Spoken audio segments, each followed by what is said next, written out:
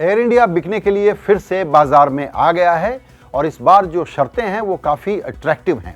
लेकिन बहस ये चली है कि क्या फैमिली सिल्वर को बेचा जाना चाहिए, क्योंकि डॉक्टर सुब्रमण्यम स्वामी कह रहे हैं कि इसको बेचना राष्ट्रहित के खिलाफ है। दूसरी तरफ की राय यह है कि बहुत अच्छा है, सरकार ने बहुत देर कर दी, पहले ही इन्हीं आसान शर्तों के साथ आना चाहिए था और इसको बेच लेना चाहिए था। डिसइन्वेस्टमेंट जब तक सरकार नहीं करेगी, प्राइवेटाइजेशन नहीं करेगी, तब तक सरकार के गले में जो फंदा पड़ा है और खजाने की जो तकलीफें हैं, इकोनॉमी में जो दिक्कतें हैं, वो दूर नहीं होंगी और सरकार रिसोर्स जनरेट नहीं कर पाएगी। क्योंकि एयर इंडिया और दूसरे कई सारे ऐसे PSUs हैं जो बड़े घाटे में चलते रहे हैं और बरसों से हम ये बहस कर रहे हैं कि बेचें या न बेचें, तो कम से कम सरकार साफ तौर पर बेचने के लिए मैदान में आ गई है।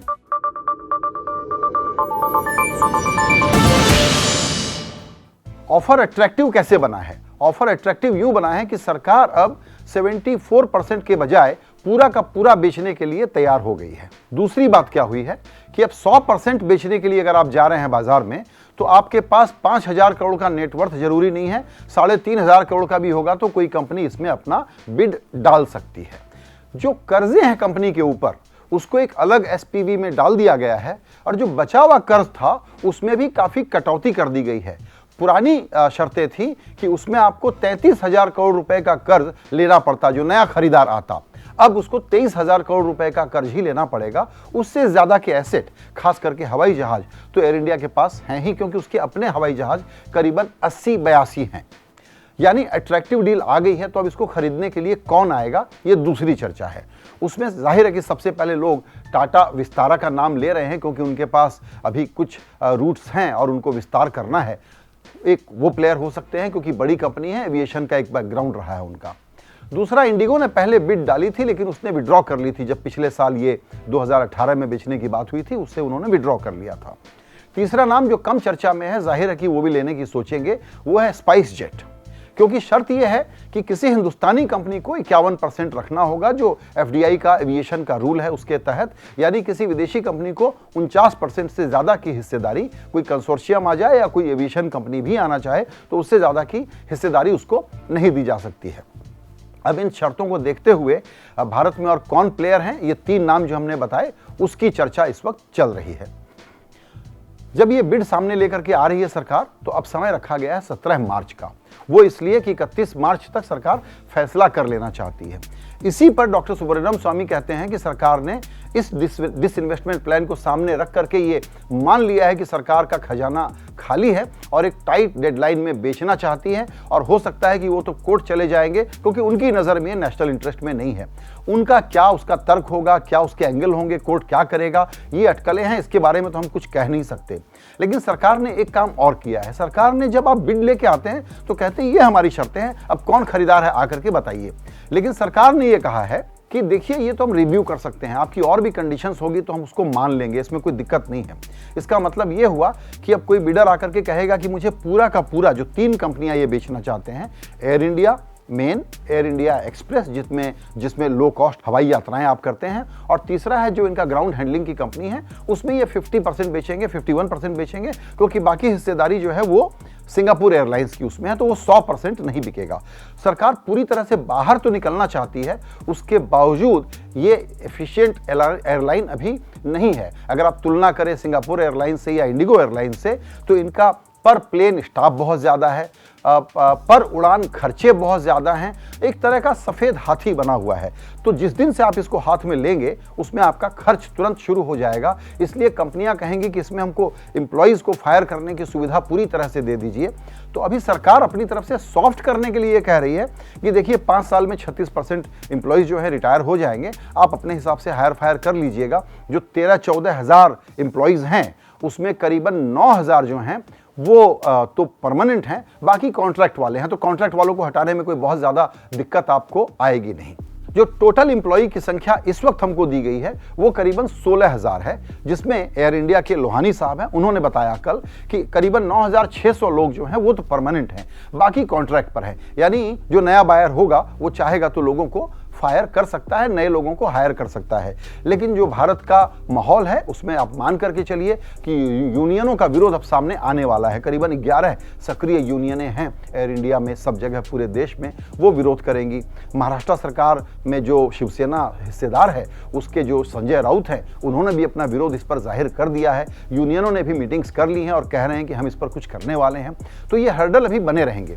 लेकिन एक और हर्डल जिसका मैं जिक्र पहले कर रहा था कि जब आप बेचने जाते हैं तो खरीदार को अपनी एक शर्त एक साथ बता देते हैं। आप ये नहीं कहते कि अच्छा हम और ढिलाई दे देंगे, हम इसको और अट्रैक्टिव बना देंगे, और रियायत दे देंगे। ऐसा उसको क्यों कहना पड़ रहा है? उसको इसलिए कहना पड़ रहा है क्योंकि इसके आजकल की जो एयरलाइन की कंपनियां होती हैं वो लीज पर हवाई जहाज लेके चलाती हैं। यहाँ एयर इंडिया ने अपने खुद के खरीदे हुए हैं, सबसे ज़्यादा हवाई जहाज उसी के पास है। तो वर्किंग कैपिटल का बड़ा भारी बोझ उस पर होने वाला है, प्लस घाटे के रूट बहुत सारे हैं उसमें। ये किसी के लिए अट्रैक्टिव प्रोपोजिशन हो सकता है कि कोई खरीदार आकर के ये कह दे कि देखिए हम आपका इंटरनेशनल बिजनेस हमको प्रॉफिटेबल लगता है, उसको हम खरीद लेंगे, डोमेस्टिक रूट पे हमको इंटरेस्ट नहीं है। शायद किसी को होगा कि हम सिर्फ लो कॉस्ट ले लें और कोई किसी और मान लीजिए इंडिगो ले ले और उसके साथ मर्जर कर ले। मैं आपको हाइपोथेटिकल सिनेरियो बता रहा हूं।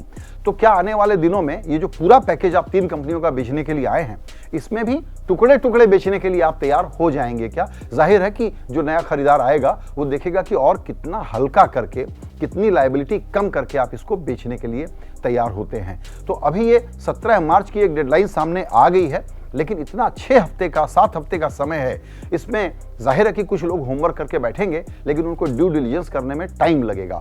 तो इतनी टाइट डेडलाइन में बेच पाएंगे क्या? पहला अप्रीहेंशन लोगों को यह है कि 31 मार्च की जो हड़बड़ी है सिर्फ इसलिए कि सरकारी खजाने में पैसा आ जाए और फिस्कल डेफिसिट का हिसाब किताब थोड़ा बैलेंस करके दिखा दें, कुछ इस साल कुछ अगले साल, तो ये डेडलाइन मीट कर पाएंगे क्या? और सिर्फ एक एयर इंडिया क्यों, बाकी पीएसयू सेक्टर की जो इसी तरह की बुरी हालत वाली कंपनियां हैं या जो प्रॉफिटेबल कंपनियां हैं जिसको भी एसेट मोनेटाइज करने के लिए बेचना चाहिए, सरकार एक मुश्त प्लान बना करके सामने क्यों नहीं आती है? लोगों को फिर से उम्मीद है कि शायद बजट में उसका कुछ अनाउंसमेंट हो जाए, लेकिन ये जो पीस मील अप्रोच है इसको लेकर के बहुत सारे जो एक्सपर्ट हैं, इकोनॉमिस्ट हैं, वो कहते हैं कि अप्रोच ठीक नहीं है। ये डिस्ट्रेस सेल का एक प्रकार से बेसमेंट बार्गेन सेल जिसको बोलते हैं, या भंगार सेल या गैराज सेल जिसको बोलते हैं, आपने वैसा माहौल बना दिया है। पूरा का पूरा कर्ज जो सरकार अपने ऊपर ले रही है उसका क्या मतलब है? ये कर्ज हम और आप अपने ऊपर ले रहे हैं। अभी तक घाटे की एयरलाइन को हर साल टैक्स पेयर के पैसे से फंडिंग की जाती रही। एयर इंडिया को बेचने का मसला करीबन हम 3 दशकों से बात कर रहे हैं और किसी नतीजे पर नहीं पहुंचे। इसलिए अभी ये जो है बहुत बड़ी चुनौती इस बात पर आने वाली है कि इन सब चीज़ों से साफ सुथरा करके आप इसको किस तरीके से बेचेंगे, और सिर्फ एक एयर इंडिया क्यों, बाकियों को बेचने के लिए आप क्या करने जा रहे हैं ये भी बताइए। अब आते हैं थोड़ा सा ये जो डेट फ्री करके बेचने का खेल है उसमें क्या बातें हैं जो ध्यान रखने की हैं। प्राइवेट एयरलाइन है और वो कर्जे में है, उसको सरकार नहीं बचाएगी, उसको डूब जाने दीजिए। एविएशन सेक्टर क्राइसिस में आ जाए वो चलेगा। तो जेट डूब गया, उसके पहले किंगफिशर डूब गया, उनके ऊपर जितनी सरकारी जांच एजेंसियां थीं लगा करके कार्रवाइयां शुरू कर दी गई। उनके जो फाइनेंशियल एडवाइजर थे या कोई इन्वेस्टमेंट बैंकर थे, किसी और डील में भी सलाह दी, उनके पीछे सीबीआई ईडी लग गई। तो एक सवाल टैक्स पेयर का है, वो ये है कि क्या पब्लिक सेक्टर के पैसे का दुरुपयोग हो, वहां भ्रष्टाचार हो, तो उसकी कोई अकाउंटेबिलिटी नहीं होगी। आज सुनने में बहुत अच्छा लगता है कि नए खरीदारों को बेच रहे हैं और उनके पीछे कोई सीबीआई और ईडी और इनकम टैक्स वाले नहीं लगेंगे, लेकिन जो पीछे पाप हुए हैं और जो पीछे टैक्स पेयर के, भारत के पैसे का नुकसान हुआ है, उसका कोई हिसाब किताब होना चाहिए कि नहीं होना चाहिए, और उसकी भी जांच होनी चाहिए कि नहीं होनी चाहिए। ये सब लोग सवाल पूछ रहे हैं। मुझे ये लगता है एक एकेडमिक पर्पस से और एक पब्लिक एजुकेशन के पर्पस से सरकार को तो ये जरूर करना चाहिए कि पिछले वर्षों में, जिसमें एनडीए की भी सरकार थी, यूपीए की भी सरकार थी, जितने एयर इंडिया के चीफ एग्जीक्यूटिव थे, उन्होंने बिजनेस के लॉजिक पर फैसले क्यों नहीं किए और क्या दिक्कत थी उनकी। हवाई जहाज जब सब लोग लीज पर खरीद रहे थे तो भारत की सरकार लगातार परमिशन दे रही थी, एक के बाद एक हवाई जहाज हमने खरीदे, 90 जहाजों का ऑर्डर दिया, जब आप लीज पर उसको ले सकते थे और आप अपना खर्चा उसमें बचा सकते थे और ये कर्ज अपने ऊपर नहीं लादते। तो ये ऐसा तब क्यों हुआ जबकि पूरी दुनिया की बिजनेस प्रैक्टिसेस अलग थी? इसकी जांच होनी चाहिए कि नहीं होनी चाहिए, क्योंकि ये सवाल सबसे ज्यादा छुपता है कि प्राइवेट सेक्टर में बिजनेस की गलती हो तो वो चोर है, लेकिन सरकारी सेक्टर में चोरी भी हो तो वो बिजनेस की गलती है, उसका भी बोझा अब हम उठाएंगे टैक्स पेयर उठाएगा और आपको डेट फ्री कंपनी नए बायर को सौंप दी जाएगी। तो ये एक बहुत बड़ा विरोधाभास है और ये पब्लिक इंटरेस्ट में नहीं है। आने वाले दिनों में आप अगर एक पक्की ट्रांसपेरेंट लकीर खींचना चाहते हैं तो इसकी एक सुनवाई एकेडमिक पर्पज से कर लीजिए, इसकी एक जांच एकेडमिक पर्पज से कर लीजिए कि अगर हमको जिम्मेदार ठहराना हो इसके लिए तो कौन कौन लोग जिम्मेदार होंगे। कार्रवाई हो या ना हो ये ज्यादा इंपॉर्टेंट नहीं है, पब्लिक एजुकेशन इस पर ज्यादा इंपॉर्टेंट है। तो नेट ये है कि बहुत देर से बेचने आई है, अट्रैक्टिव डील लेकर के सरकार बेचने के लिए आई है, समय कम है, विरोध अभी भी होगा और हो सकता है व्यवधान के कारण थोड़ा डिले अभी भी हो जाए, लेकिन सिर्फ एयर इंडिया को लाने का मतलब है सरकार की एक प्रकार की डिस्परेशन दिख रही है। बाकियों को बेचने के लिए अभी कोई सामने प्लान नहीं है, ये भी एक दिक्कत का मसला है। और जैसा अंत में हमने कहा कि अभी भी जो लोग लेने आएंगे उनके पास वो पूरा लेना चाहेंगे या टुकड़े टुकड़े में लेंगे, इस पर भी अभी हमको जानकारी नहीं है। एक्सपर्ट कहते हैं कि शायद इसमें भी लोग कहेंगे कि हमको इंटरनेशनल रूट में इंटरेस्ट है क्योंकि बहुत अच्छे रूट्स मिले हुए हैं, बहुत अच्छे पार्किंग स्लॉट्स मिले हुए हैं, उसमें प्रॉफिट होगा तो उसमें कमा लेंगे। घाटे वाले रूट को हमको नहीं छूना है। सरकार उस हद तक जा करके उनकी रिक्वेस्ट को अकोमोडेट करेगी या नहीं करेगी पता नहीं है, लेकिन सब यही आशा करते हैं कि ये ज़रूर बिके और जल्दी बिके।